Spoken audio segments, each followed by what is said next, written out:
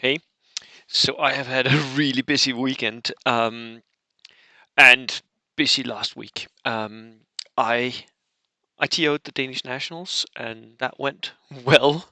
It was a huge success, but at the same time, I really needed to cover some of the UK tournaments because this weekend as well. Sorry, the cat is just knocking over. Say hi. Mm. This weekend, oop, here's my cat. She's shy.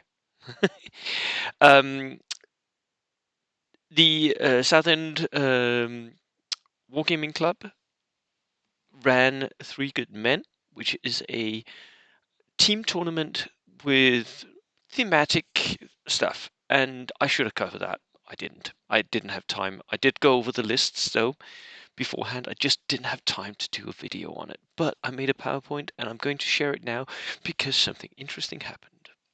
Which let me just share my screen here and we can go and see what was. There we go. There. Right.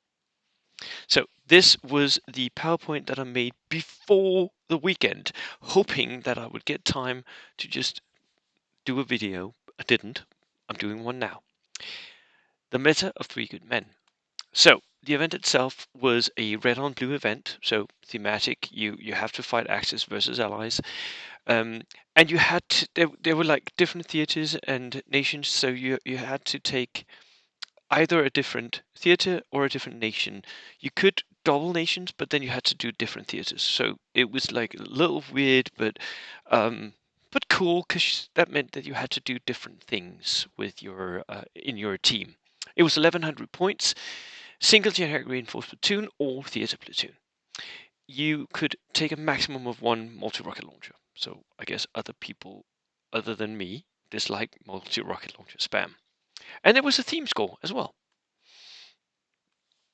So in total, we had 25 theatre lists handed in, many of them very themed. Some were competitive, and there were 5 generic reinforced platoons. So competitive or minor nations that didn't really have theatre options.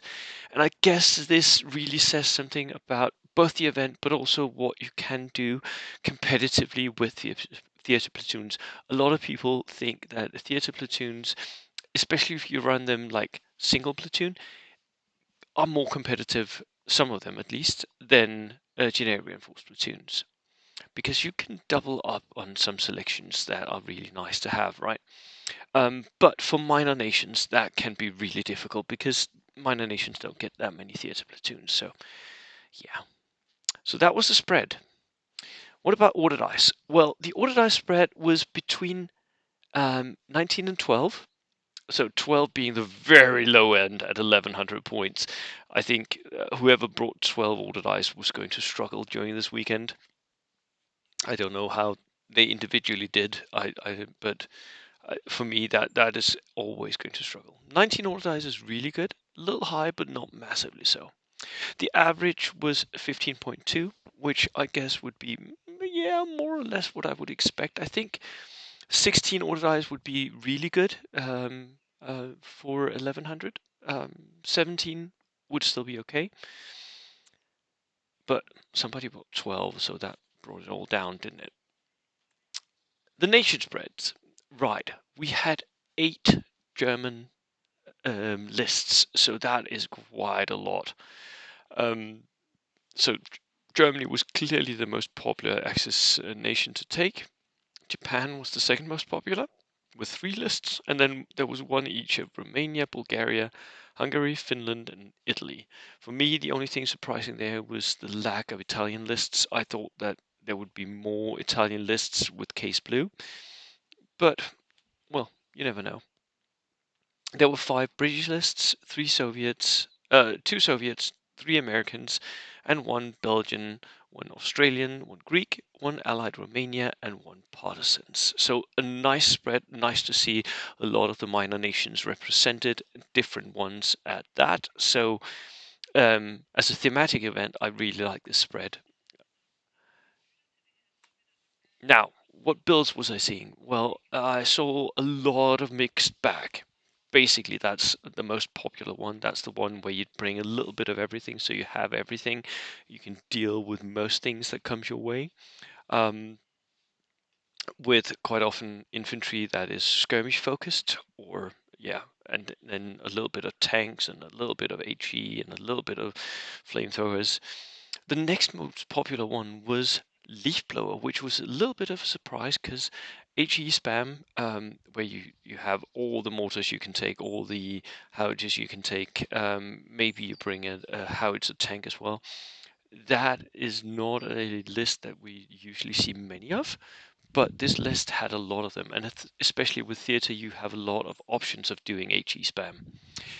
There were 4 skirmishes, which is a variation of the mixed bag build. For me, that's one where you bring infantry that skirmish well as well. So not push infantry with SMGs or assault infantry, but infantry that brings rifles or LMGs and skirmishes at range. There were 4 assault lists, lists focused on charging, basically. There were 4 gear-heavy lists. That's lists that buy a lot of submachine guns, assault rifles, LMGs, that kind of stuff, Panzerfausts. 3 mechanized or motorized lists, so lists that had things they could mount up in, transports. 3 horde lists. I think most of them were Japanese, but I can't really remember.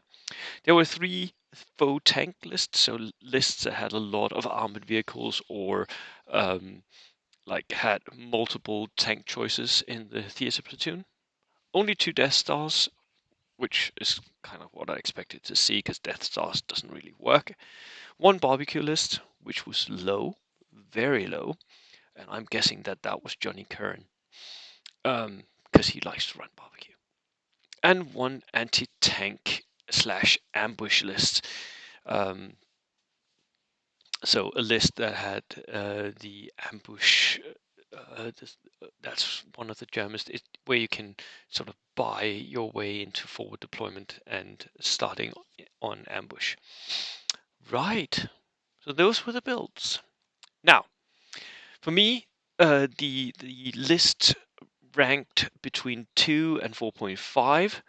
4.5 being very competitive, but not like the best possible list that you could possibly make the most optimized. 4.5 is still very, very strong and will sometimes win tournaments just based on lists. 2 is not competitive, going for theme alone. Which for a thematic event where you get theme points, yeah, do that. The average was a 3.17, so like what I would expect to see at a tournament. Basically, like a 3 is the average tournament going list, something where the player, you could still optimize that list, but it's pretty good. It won't win you the tournament, but it'll do all right. And I thought I saw this in a lot of the lists as well. And here, by the way, we see Gervin and Russell Wright. Russell Wright was the organizer for this event. I think, though, he also played in the event. Um, and Gervin, of course, being on the Welsh team here, here flashing his Danish T-shirt from the last WTC, where he and Lars Andreasen swapped T-shirts. So they both were at events this weekend. So Lars was at the Danish Nationals in his Welsh national T-shirt, and Gervin at Three Good Men in his Danish one. Now, my predictions was that Wales was going to win. Wales had brought a Dark Schützen spam list. Dark Schützen is pretty good, and it's one of the things that if you allow that, I think Germany becomes more competitive. There was a Japanese horde, and then there was Romanian HE spam. Romanians are also really good, and one of the builds that they can make like 2 builds: Allied Romanians and Romanian HE spam, because they get a free howitzer. So for me, that was more or less the best you could do with these 3 nations, and for me, that brought the collected ranking of the lists for Wales up to a 10.5, I guess. and so pretty strong for 3 lists, right? And the Birmingham Spitfires, I had those going in as seconds.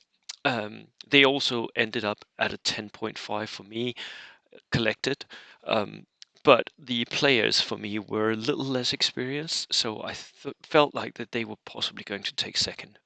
They had brought Gurkhas in one British list, partisans, motorized partisans, which is not the way I would have run them. And then they had a British HE spam list as well, so double Brits, which I thought was pretty clever and very overpowered. The partisans was not how I would run them, so I was interested to see how that would work out. But well, obviously the lists I felt like Gurkhas are going to they're going to hold their own, right? So the results, and this is the actual whiteboard from the event, and because it was written by Russ and he barely speaks English, I like can't make out what no, he does. But for us second language speakers, this Brum, I don't know what that is. Um, it's maybe some sort of slang for some like locale in the UK. Peggers, taffs, T-boys, and home monkeys. Is that northern monkeys? Maybe. On the spectrum, I don't know who that is. And seagulls and knots. I'm guessing these are references to the teams using slang here, but I can't make it out because yeah. But the results were that Team Wales was the best axis. They won the tournament, and that Birmingham Spitfires came second. So there you go. That was exactly what I predicted, and that was how it turned out. So for me, that was really, really a nice little chip on my shoulder that I. Sorry. Woo. No, man, they always come in three for me. So that was a nice little chip on my shoulder that I actually predicted how that tournament would turn out. Congratulations to Team Wales for winning that. And brilliant. Well done. Gervin wrote to me right after saying, I won. So he was excited, which was great. So nice to hear from a non-competitive, competitive tournament. Right. That was it from me today. And I will see you in the next video. Cheers.